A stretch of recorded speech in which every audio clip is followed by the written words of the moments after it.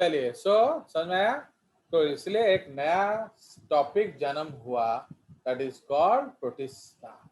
Actually सबसे पहले protista ही दिखा था, बाद में मोनेरा दिखा। ओके, तो सबसे पहले जो सेल्स दिखे थे they were basically eukaryotes. Bacteria उनको बाद में दिखा। Can you tell me why? Because they are small, then they need Yes, better they are microscope. smaller. So actually prokaryotes are smaller than eukaryotes, इसलिए obviously जो पहला cell दिखा होगा वो यूकैरियोटिक ही दिखा होगा। चलिए, and after that Anton von Leeuwenhoek became God, and you know उनसे मिलने के लिए what people used to do, उन्होंने माने even Queen of England had to take permission। समझ रहे हो? तो इंग्लैंड की रानी को भी उनसे मिलने के लिए परमिशन लेना पड़ता था। Fine, so this is the case. So this story we have already heard so many times. Now ये जो टर्म प्रोटिस्टा है वो पहली बार किसने इंट्रोड्यूस किया था? Ernst Haeckel. ओके, तो Haeckel had introduced this term, and this kingdom forms a link between Monera on one hand and other three kingdoms in the other hand। समझ रहे हो? क्योंकि हम क्या जानते हैं, अगर आप 5 किंगडम क्लासिफिकेशन को याद करें तो नीचे मोनेरा है एंड ऊपर तीनों किंगडम है। उन दोनों के बीच में कौन आ जाता है? उन दोनों के बीच में आ जाता है protista. Okay, so protista comes in between. चलिए, सो दिस किंगडम, इसीलिए आप देखोगे जब हम लोग थोड़ा हायर पढ़ेंगे तो आप देखोगे कि हर protista leads to every other organism. Okay, protista leads to plantae, protista leads to fungi and protista leads to animalia. ठीक है, तो हर को वो लीड करता है। Now this kingdom forms a link with others dealing with plants, animals and fungi. Being eukaryotes, the protist cell body contains a well-defined nucleus। माने अभी तक हमने क्या नहीं देखा था? A well-defined nucleus। What does well-defined nucleus mean? There was no nucleus with a nucleus membrane। तो actually हमें there was no nuclear membrane। तो जब न्यूक्लियर मेम्ब्रेन नहीं है तो दूसरे भी कोई मेम्ब्रेन नहीं थे, इसीलिए इन लोगों में कोई भी मेम्ब्रेन बाउंड ऑर्गेनेल्स नहीं था। Okay, so there was no membrane bound organelles. ठीक है, so this is the concept. चलिए, सो प्रोटिस्ट और क्या प्लस पॉइंट है? सम हैव फ्लैजेला और cilia. Protist reproduce asexually and sexually. तो सेक्सुअल रिप्रोडक्शन एक्चुअली पहली बार कहाँ आया? In case of protista. Yes, prokaryotes. क्या? Protista, eukaryotes. बिकॉज प्रोटिस्ट में जो था वो ट्रू नहीं था। चलिए, so now here we are seeing protista, it gives rise to 3 branches. The autotrophic branch is called what? Plantae. आपका हेटेरोट्रॉफिक ब्रांच दो तरह चला जाता है, एक है आपका एनिमलिया, एक है आपका क्या? फंजाई। बट हियर इसीलिए प्रोटिस्टा भी 3 तरह के होंगे। So there will be 3 types of protists. Autotrophic protists, okay, तो ऑटोट्रॉफिक प्रोटिस्ट मतलब क्या है? वो लोग फोटोसिंथेसिस करते हैं। तापरे कंज्यूमर्स या decomposers, and third is protozoans. What does protozoan mean? Actually ये पुराना क्लासिफिकेशन है, इसलिए उन्होंने प्रोटोजोआ को स्ट्रेस दिया, आजकल स्ट्रेस नहीं दिया जाता है। तो प्रोटोजोआ मतलब क्या है? Animal primitive animals like protist. Okay, अब तो उनको एनिमल हम बोलेंगे नहीं ना, सो that is animal like protist. ठीक है, so this is which like protist? This is your fungi like protist. Fungi like protist. Okay, fungi like protist. ठीक है, तो ये आपका फंजाई लाइक प्रोटिस्ट है। एंड ये जो है ये क्या है? ये आपका plant like protist. Okay, so these are plant-like protists. Understood? कोई शक? तो ये हमारे 3 ब्रांचेस हो गए. तो what are the autotrophic protist? Dinoflagellates, diatoms and euglenoids. ठीक है. What are the fungi like protist? Slime moulds. And what are the protozoans? Zooflagellates, Sarcodina, Sporozoa and Ciliata. अब ये सब बदल चुका है. ओके, ये आपके जो एनसीईआरटी में भी ये नहीं मिलता बेसिकली. कालू आपका जो इस सब चीज में ये सब मिलेगा, बट अभी जो क्लासिफिकेशन काफी एडवांस्ड हो गया है. ठीक है. सार्कोडाइन्स मीन्स क्या है? अमीबॉइड्स, अमीबा जैसे. ओके, तो हम पढ़ेंगे उसके बारे में आगे. Now, general features of protista. तो obviously जब हम लोग स्टार्ट करेंगे तो प्रोटिस्टा का जनरल फीचर पढ़ेंगे. तो what is the general feature? तो सबसे पहला तो वही पॉइंट है, that is they are unicellular and they are eukaryotic. Okay, so they are unicellular and they are eukaryotic. Fine. Eukaryotic again means definite nucleus. Nucleus with nuclear membrane, definite chromosomes, nucleolus in nucleoplasm. कोई शक? Okay, is there any doubt? Now, तो इसमें some colonial forms भी होंगे. Okay, तो जो हम बाद में डिस्कस करेंगे, या जो हम लोग स्कूल में पढ़ रहे हैं हम यह ऑलरेडी जान चुके हैं. तो Sankalp will tell you about the colonial forms. तो can you tell me which are colonial forms? The choanoflagellates. अरे, तो द कुआनोफ्लैजेलेट्स. ओके, तो व्हाट डू कुआनोफ्लैजेलेट्स डू? बताइए. Sankalp and P, what are choanoflagellates? Yes sir. बताइए. जो red Tide करते हैं, बोलो. जो रेड टाइड प्रोड्यूस करते हैं. झापड़ खाओगे, बिकॉज आपको मालूम है ना, अभी स्कूल खुलते ही पीएचबीटी होगा. समझ आया कि नहीं? तो आप लोग का यही तैयारी है. Collar cells. तो choanoflagellates have produced animals. Okay, तो कुआनोफ्लैजेलेट्स जो है दे हैव प्रोड्यूस्ड एनिमल्स, माने they are the connecting link between animalia and protozoa. So that is called what? So that is Guanoflagellata. Okay. Next, cell structure eukaryotic. Okay, and all kinds of membrane-bound organelles are present. ठीक है. तो आपका पहले कुछ नहीं था, अब जब बन रहा है तो सभी बन जाएंगे. तो all kinds of what? Membrane-bound organelles are present. ठीक है. राइबोसोम किस तरह का होगा? Cytoplasmic ATS.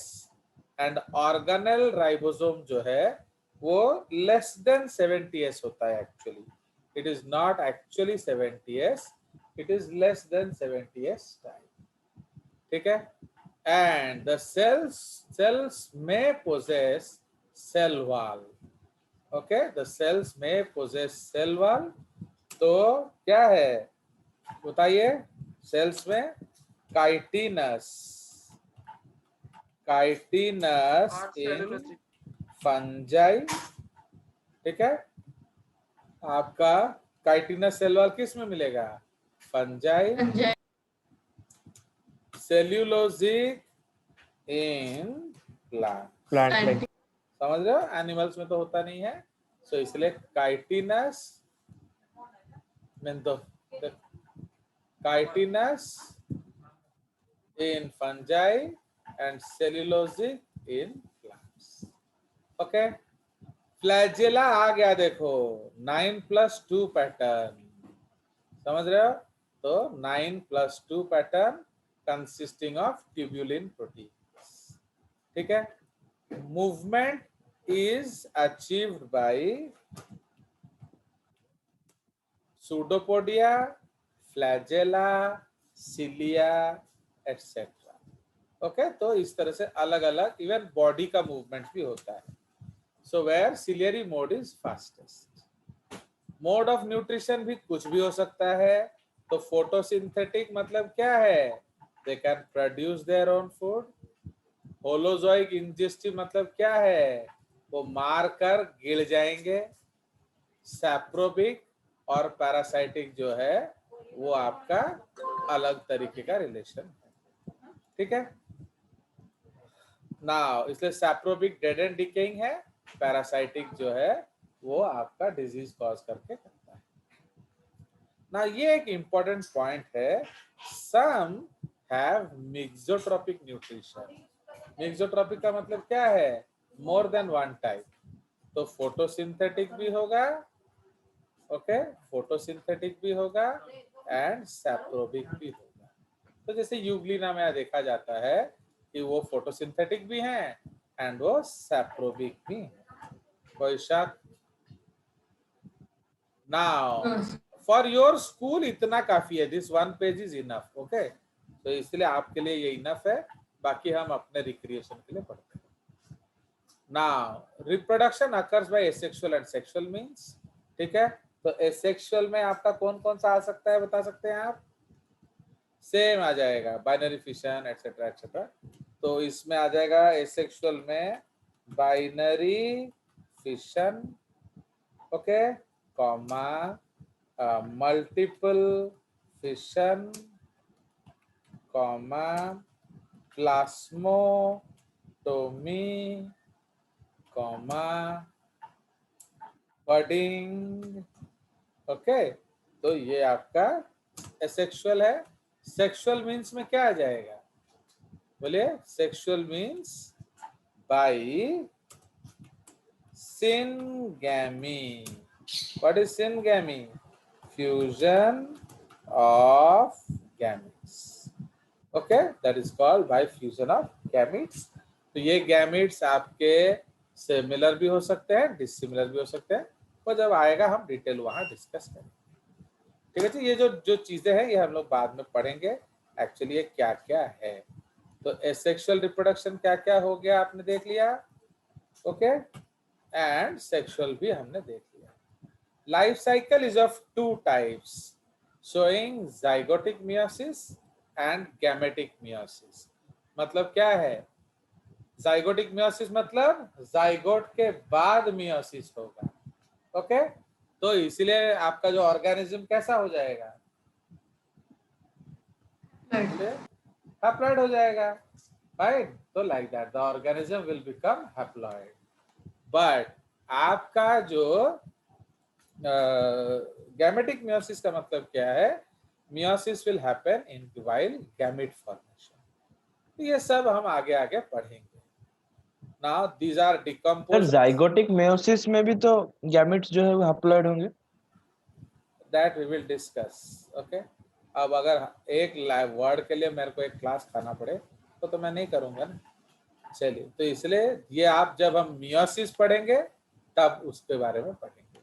अभी काफी दिन है 4-5 महीना लग जाएगा. Okay if either you know it or if you don't know you have to wait 5-6 months. चलिए तो इसलिए zygotic meiosis means zygote will divide by meiosis. Then how gametes are formed by meiosis? ये भेजा नहीं है आपका है. Zygote meiosis से डिवाइड कर रहा है. समझाया? तो बट गैमेटिक मियोसिस मतलब क्या है? गैमेट फॉर्मेशन के समय मियोसिस आया समझ. तो that is the case. Yes sir. Now these are ये सब आपका ये बहुत कॉम्प्लिकेटेड कंसेप्ट है जो हम बेसिकली पढ़ेंगे सेल डिवीजन चैप्टर में. बट जब मैं आपको लाइफ साइकिल पढ़ा रहा हूँगा ना थोड़ा थोड़ा आपको समझ में आ जाएगा. बिकॉज आप तो जानते हो कि काफी पेजेस होते हैं हमारे पास. आप देख रहे हो कि नहीं साइड में कितने पेजेस हैं. अभी ये इनकम्प्लीट है. मैं बना रहा था आपने टोक दिया. सो लाइक दैट. तो एक्चुअली क्या है जब तक आप एक दो लाइफ साइकिल पढ़ोगे नहीं ना ये बात समझ में नहीं आता है.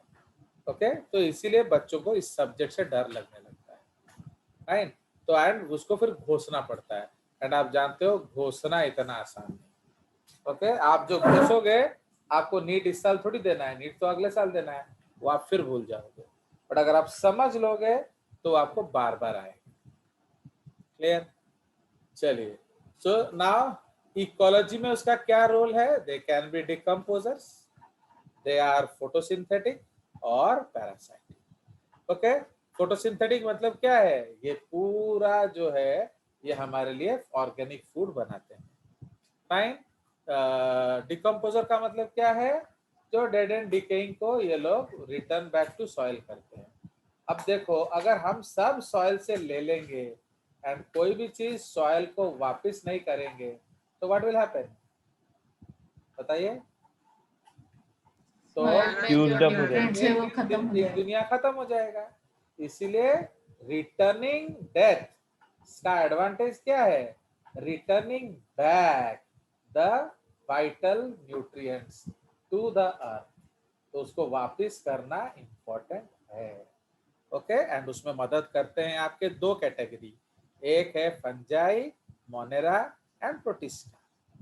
Okay, so like that. तो फंजाई एंड प्रोटिस्टा आ जाएगा यूकैरियोट्स में एंड मोनेरा आ जाएगा प्रोकैरियोट्स में। चलिए, तो पैरासाइटिक पैरासाइट बहुत सारे डिजीज कॉज करते हैं, इंक्लूडिंग आपका favourite that is malaria, filaria. Okay, तापरे जो आपका पायोरिया। ओके, पायरिया क्या होता है? आपका ब्लीडिंग गम्स होता है। ओके, तो इसलिए बहुत सारे डिजीजेस के पीछे प्रोटोजोन्स का हाथ है। Clear? Now they are classified into a number of different groups. बड़ा कर दिया जाए। So they are classified in a number of different groups. In fact, protists exhibit more structural and functional diversity than the eukaryotes. Okay, मतलब आपका then the other eukaryotes actually होना चाहिए। वो लिखा ही हुआ है then the eukaryotes with which we are familiar with। देखिए, हम जानते हैं, देखो जनरली ये जो माइक्रोबियल वर्ल्ड है ये तो हमारे नजर से ओझल है ना, तो इसलिए आप इनके बारे में कुछ जानते नहीं हैं। कब हमने जाना माइक्रोबियल वर्ल्ड के बारे में? After the discovery of microscope. तो इसलिए माइक्रोस्कोप के डिस्कवरी के बाद ये सब शुरू हुआ। But in case of your protista, जितना डाइवर्सिटी है उतना किसी भी अदर किंगडम में नहीं है। अंडरस्टूड? प्लस जब हम लोग इसको देखेंगे, मैंने आप देखोगे कि अभी अगर अगला कोई ब्रांचिंग होगा तो किसका ब्रांचिंग होगा? बताइए। तो अगला अगर कोई ब्रांचिंग होगा तो किसका? हमने क्या डिस्कस किया? प्रोटिस्टा।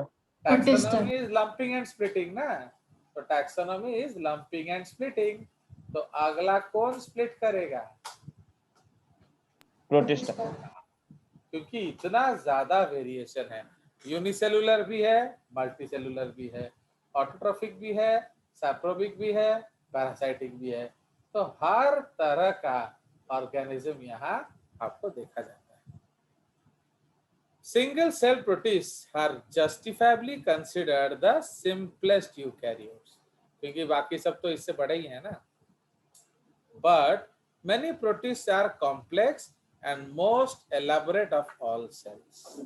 ठीक है, मैंने दिखने को काफी सिंपल हैं और ये काफी कॉम्प्लिकेटेड भी होते हैं। In multicellular organisms essential biological function are carried out by organs. है कि नहीं? अभी तुम्हारे अंदर हु इज डूइंग व्हाट? तो हमारे ऑर्गन्स हैं। Stomach is digesting food, heart is circulating blood, kidney is what? Kidney is cleaning your urine, etc., etc., etc. But in case of protist, हर चीज कौन करता है? ऑर्गन, ना टिश्यू, ना sales. Organ, ना टिश्यू, ना सेल्स। बताइए। सेल्स करता है। सेल्स ना कौन करता है? सोचो सेल। सोचो। सेल ऑर्गेनाइज करते हैं। सेल ऑर्गेनाइज करता है। ऑर्गेनेल्स, क्योंकि प्रोटिस्टा में तो एक ही सेल है, तो how cell will do cells work? So that is why हम लोग उसको क्या कहते हैं? that is called acellular organization. मतलब there is no cell inside another cell. Okay, तो ऑर्गेनाइजेशन किस तरह का हो गया? acellular. Understood? So this is the case. या उसको प्रोटोप्लाज्मिक भी हम बोल सकते हैं. तो unicellular protists carry out the same essential functions, but they do so using subcellular organelles. Okay, तो उनको लेके काम करता है. These organelles that protists use include nucleus, ER, Golgi, lysosome, etc., etc., etc. Therefore, level of organization is what? बताइए. The level of organization is acellular. Okay, the level of organization is acellular. या इसको हम क्या बोलेंगे? या protoplasmic. Okay, या ऑर्गेनेला. Do you understand? तो इसलिए who is working inside the protists? They are organelles. Okay.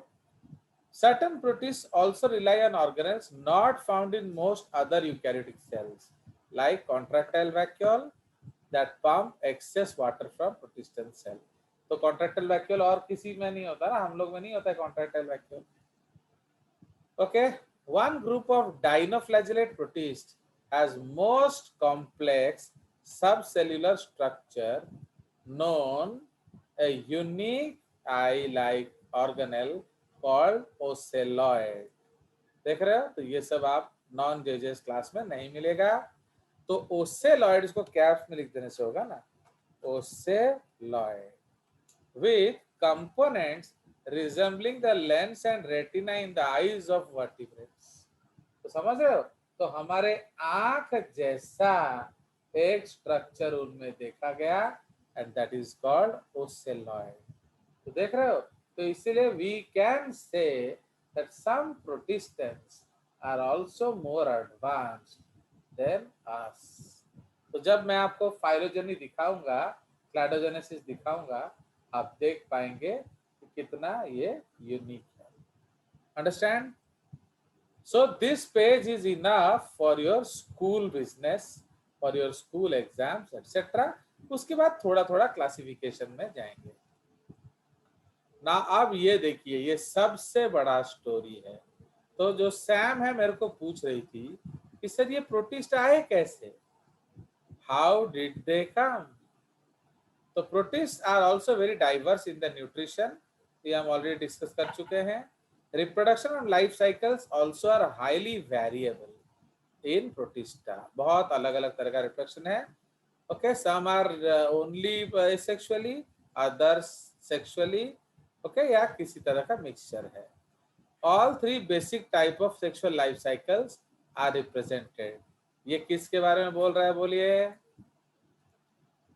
बोलो. ऑल थ्री बेसिक, ये मतलब ये किसको इंडिकेट कर रहा है? Haploid, diploid and haplodiploid. Yes, haplontic, diplontic and haplodiplontic. समझ रहे हो? तो ऑल थ्री आपको इसमें दिखेगा, वो हम पढ़ेंगे जब. अब देखो, सुनो, अगर मैं आपको ये तीनों लाइफ साइकिल ना पढ़ाऊं तो ये लाइन आपको समझ में आएगा ना, घोषणा पड़ेगा? बताइए. तो इसलिए अगर हम देख ले तो बढ़िया है कि नहीं? तो लाइक दैट. चलिए, तो ये है. Now the beautiful concept is ये आए कहां से.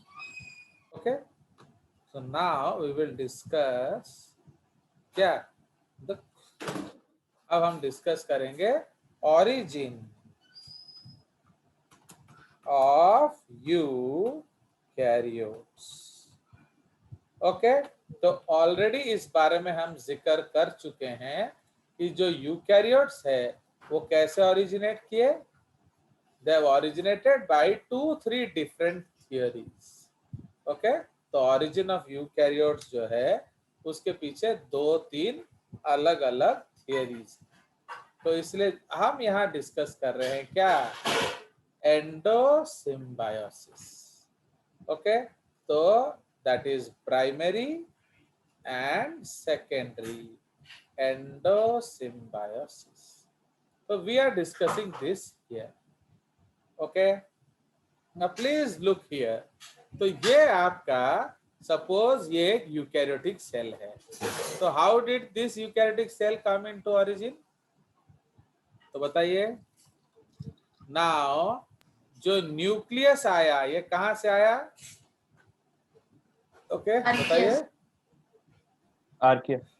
Yes, from some Archean ancestor, from some Archean ancestor by क्या, again endosymbiosis।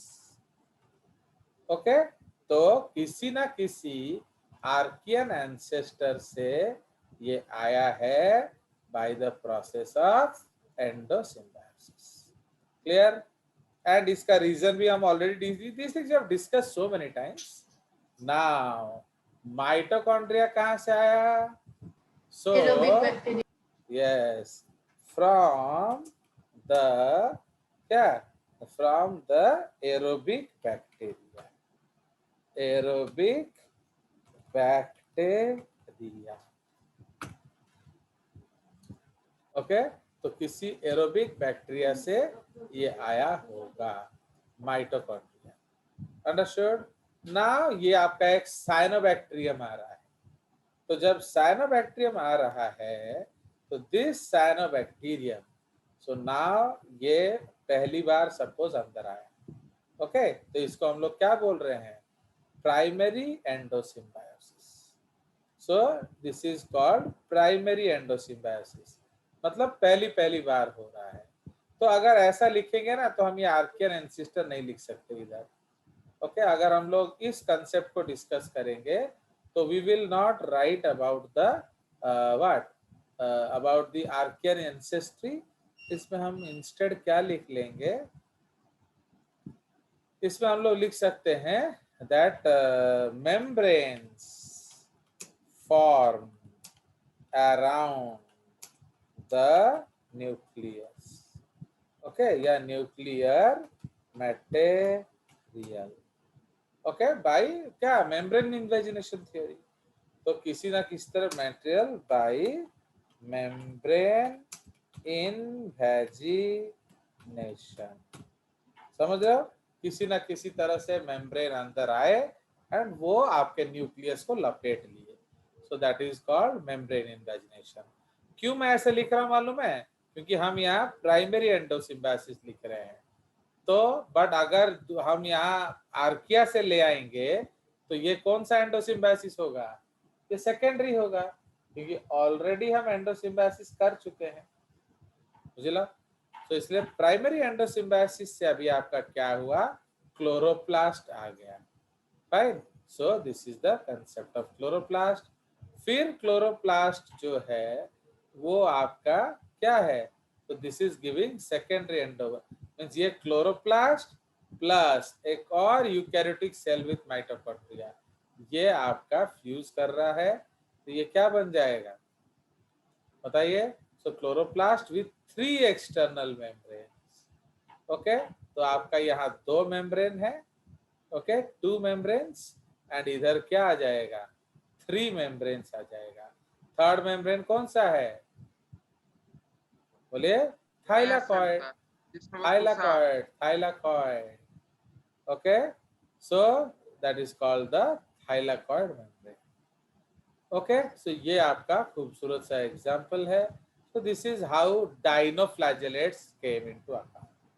Okay, eukaryotic cell with mitochondria and chloroplast, उसका एग्जांपल क्या है, dinoflagellate. So ये जो डायग्राम है ये हम कह सकते हैं this is the origin of dinoflagellates. तो जब हम उसको डिस्कस करेंगे dinoflagellate, दोबारा इस ड्राइंग पे आएंगे तब थोड़ा क्लियर होगा, क्योंकि आपको मालूम है डायनोफ्लैजेलेट्स में डायनोमाइटोसिस होता है। What is dinomitosis? Intranuclear mitosis. तो क्यों इधर इंट्रान्यूक्लियर माइटोसिस होगा? क्योंकि ऑलरेडी अंदर एक न्यूक्लियस है, अंडरस्टूड? तो उधर उधर माइटोसिस हो जाएगा एंड ये जो न्यूक्लियस है बाहर वाला, ये किसी ना किसी तरह लॉस हो जाएगा। Yes Sam, what were you telling? नहीं हो गया। चलिए वी विल डिस्कस। एक्चुअली क्या है ना, ये सब एक एक डायग्राम समझने के लिए कितना ज्यादा हमें कंटेंट समझना पड़ेगा, समझे कि नहीं? चलिए नाउ ये देखो, doesn't it attract you this beautiful organism? So they are the diatoms. Okay, they are the diatoms. Okay, see how beautiful they are. चलिए, तो we will study about them. Now, fossil evidence of eukaryote.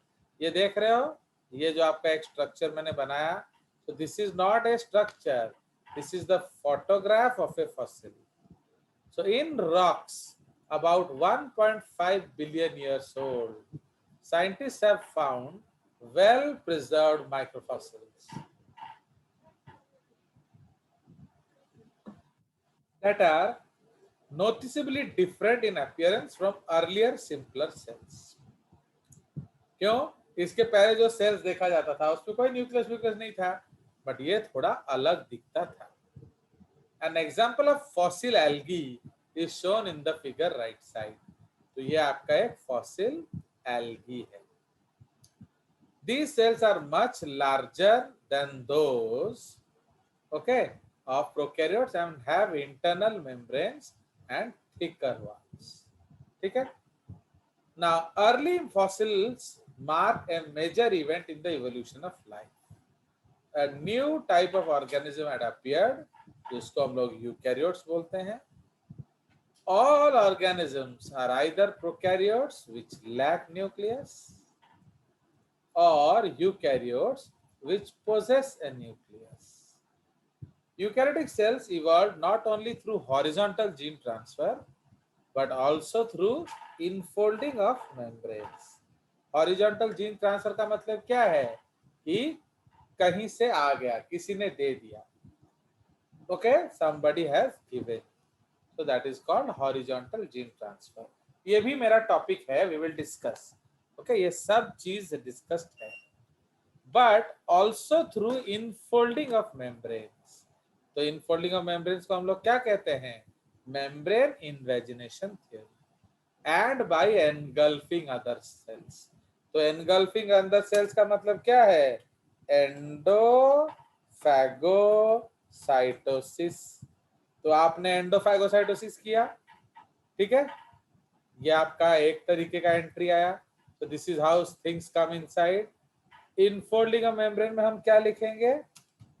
Membrane invagination. Okay, इसको हम लोग membrane invagination बोलेंगे. ये दूसरे तरीके से आपका ऑर्गेनेल आया. एंड थर्ड जो है हॉरिजॉन्टल जीन ट्रांसफर. तो ये आपका वाया एंडोसिम्बायोसिस से आया. ओके, तो एंडोसिम्बायोसिस से horizontal gene transfer, in membrane infolding and endophagocytosis. तो समझ रहे हो? सो भाई हर एक के मन में डाउट था कि ये आए कहाँ से, where did the organelles come from. वो तो कहीं नहीं था. So like that. तो इसीलिए कहाँ से आया? तो इसलिए पहला बात है कि हॉरिजॉन्टल जीन ट्रांसफर से आ गया, मतलब किसी को हम ले आए तो उसने हमें दे दिया. नंबर 2 आपका मेम्ब्रेन इन्वेजिनेशन से आया. और नंबर 3 आपका क्या? तो आपका जो व्हाट एंडोफैगोसाइटोसिस से, मतलब वो उसको निगल लिया. ठीक है see. Today's eukaryotic cell is the, हाँ बोलो बोलो. चलिए. So today's eukaryotic cell is the result of cutting and pasting of DNA sequences and acquisition of organelles from different species. समझ में आया? चलिए. So the nucleus and ER arose from membrane infoldings. तो ये आपको मालूम है, ये एक लाइन देखो सैम मुझिलू, तो इसमें ये जो मेम्ब्रेन इनफोल्डिंग से लिया है, तो मतलब ये एक लाइन ऑफ न्यूक्लियर ओरिजिन ले रहा है।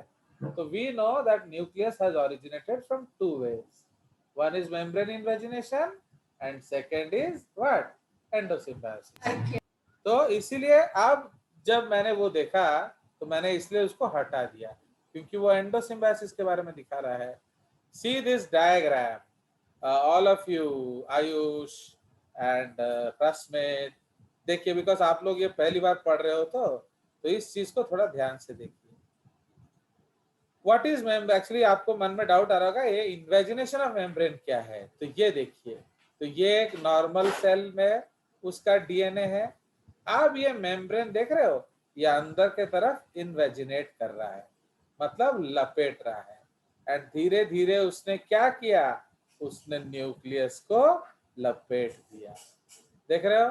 सो उसने न्यूक्लियस को लपेट दिया, एंड न्यूक्लियस के पास में कौन होता है, ER। Yeah. तो now can you prove it Sam, because जब आप केवी पे इंटरव्यू देंगे तो वो पूछेंगे भाई आपने बहुत अच्छा बोला बट साबित तो करिए। तो फिर आप कैसे साबित करेंगे बताओ। So the composition of the ER membrane is similar to the plasma membrane. Very good, point number 1। और सुनिए, जब आपका सेल डिवीजन होता है तो सेल डिवीजन में क्या हुआ, बोलिए। आपका न्यूक्लियर मेम्ब्रेन हमने हटा दिया, fine, so the nuclear membrane is lost. Then how it comes back again? Because it is still there but broken into pieces. नहीं, nuclear membrane is totally lost. Then who is responsible? वो तो है ना, उसको तो फेंका नहीं गया है। क्या? वो जिससे न्यूक्लियर मेम्ब्रेन बना है वो मटेरियल तो सब सेल में ही होगा ना। नहीं नहीं, वो सब हटा दिया गया है। तो सेल से फेंक दिया गया है। Yes. भाई हमको खाली करना है ना, हमें फुटबॉल मैच खेलना है, तो you have to remove every odd thing from there. बताइए, and this is already given in your books, मालूम है। अगर आप सेल बायोलॉजी पढ़ेंगे अच्छे बुक से तो उसमें क्या लिखा है, तो who helps in that, that is your Yeah. ER. So ER helps in the regeneration of membrane. Okay? तो membrane के regeneration में कौन मदद करता है, ER। कोई शक? चलिए ना पौड़ी बात, जब ये सब के लिए हमें सेल तक इंतजार करना पड़ेगा।